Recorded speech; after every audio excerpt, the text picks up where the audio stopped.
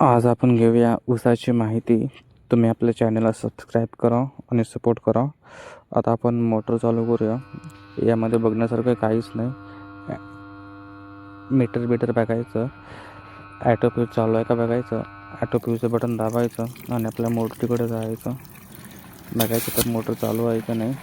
मग इथून निघायचं आपल्या पाण्याकडे आलोत ना आपण.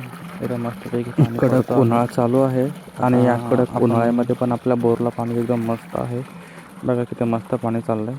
तुम्हाला मी ऊसाचा फरक दाखवतो. हा ऊस मशनीवरती गेलेला आहे आणि या ऊसाला जास्त तरी असं फुटवा झालेला नाही आहे. आणि जे ऊस माणसावरती गेलं आहे ना, ते ऊस कसा दिसतो ते पण तुम्हाला दाखवतो. तुम्ही फरक बघू शकता. ठीक आहे. या पण ऊसाचा तेवढा काही प्रॉब्लेम नाही, फक्त एवढंच की हा थोडा वेळाने फुटवा करतो. पण हा पण ऊस चांगला येईल मस्तपैकी.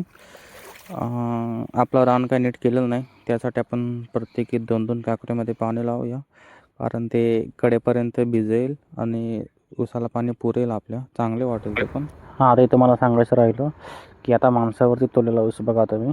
ठीक आहे, हे बघा, हे आपण माणसाकडून तोडून घेतलेला ऊस आहे आणि याची लागण बघा किती मस्त उगवला ना हा ऊस. यासाठी तुम्हाला सांगतो की सगळ्यांनी माणसावरती ऊस तोडून